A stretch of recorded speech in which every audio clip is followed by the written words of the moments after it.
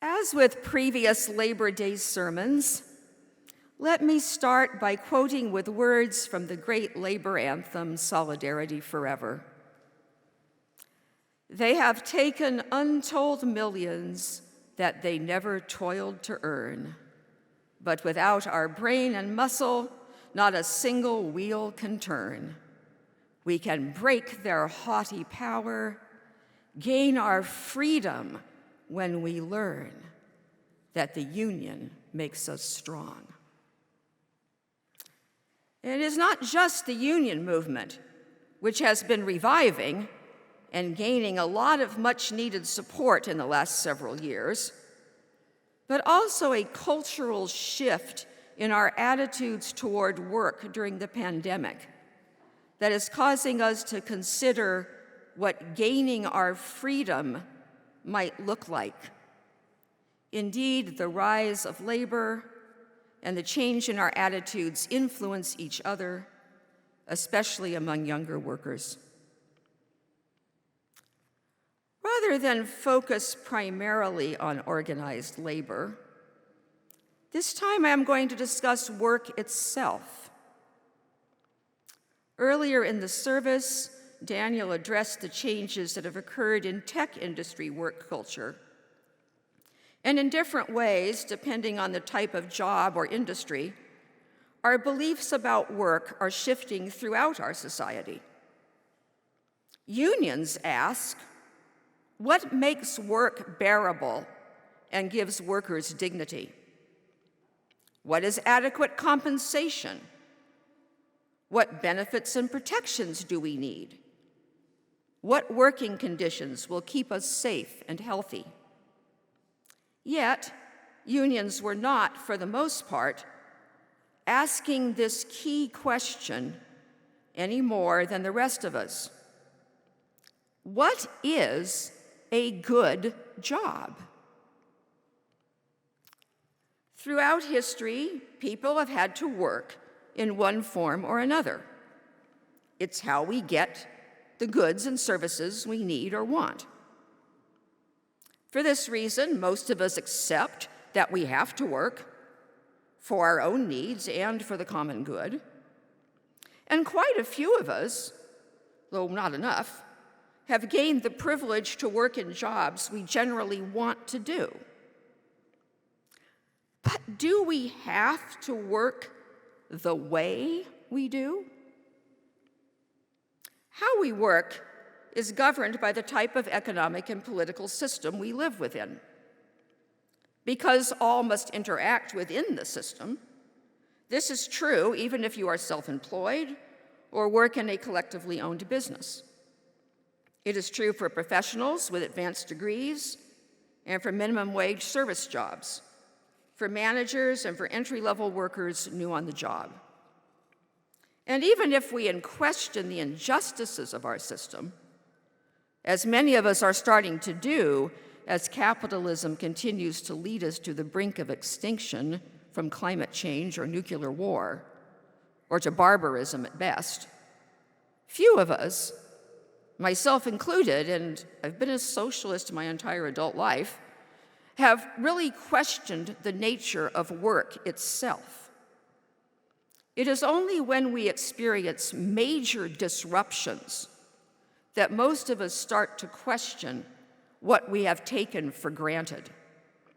The pandemic was just such a disruption.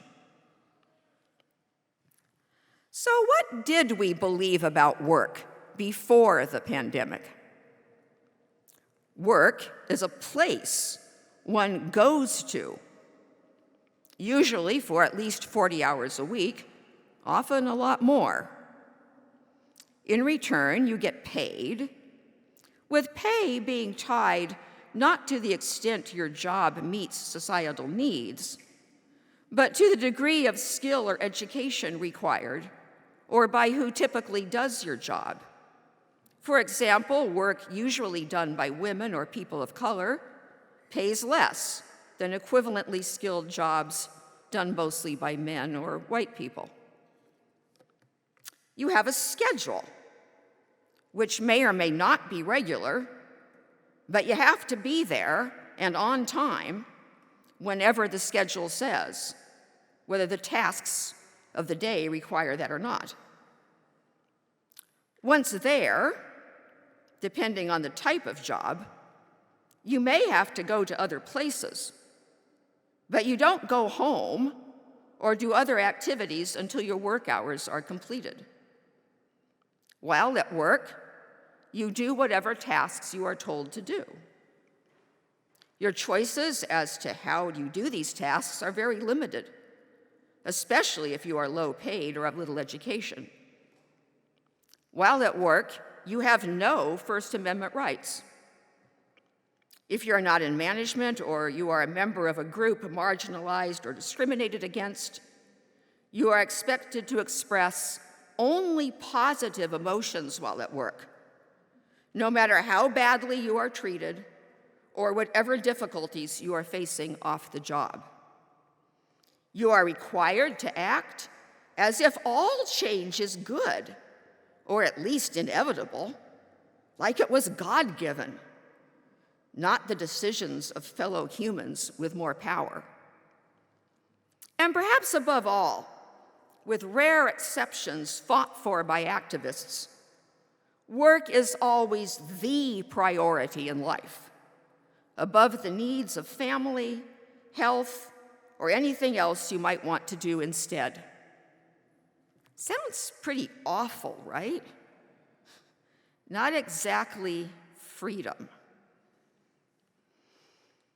Of course, the labor movement exists to improve these conditions. It's got us some legally mandated days off, like tomorrow is Labor Day, it's a holiday, potential opportunities to retire, and the right not to work while we are still children, for example, though all of these, including the children, are at risk and have to be fought for continuously. For those lucky enough to be in a union, we generally have higher pay, better health benefits, and some protections from being fired if we make a mistake or experience an emergency. But the fact that our income and social benefits are determined not by our needs, but by whether we have a job or not, is itself a fact most of us take for granted, at least as inevitable, if not desirable. So, are any of these aspects of work actually inevitable? The pandemic has challenged them. As Daniel's employers discovered, a lot of work does not require showing up at a workplace. You don't need all that wasteful daily commuting, especially if the work is done mostly on computers. Frequent work from home does have some drawbacks, but it is often easier for parents, students, disabled and neurodivergent people, and elders. At-home workers can often adopt the flexibility they need to pick up kids at school, take care of family members, or just take a break. As long as their tasks get done within a certain time frame, few know, and even fewer care, that they are not spending every second on task, or might be doing their work at other times more convenient to them. Plus, except when you are online in a meeting, you can speak, look, and emote however you want. No wonder workers today have become choosy. A good job allows you to take care of yourself and others, physically and emotionally. During the pandemic, it became obvious that the workers most essential to keeping us healthy, educated, safe, and fed, people who usually cannot work from home, are not the ones best paid or treated. We acknowledge that these jobs are essential, and thus that others are not. But essential workers disproportionately women and people of color, bore the brunt of the pandemic. No wonder we see an upswing in labor organizing and union militancy in the face of such betrayal, especially from lower-paid workers. A good job is one that serves real needs, not greed and destruction, and is rewarded appropriately with high pay, good benefits, safe conditions, and societal respect. And we learned that the pandemic could override what we have been taught about the inevitability of the capitalist economy. Like in all previous systems, politics and economics are the result of human decision-making, not some invisible hand.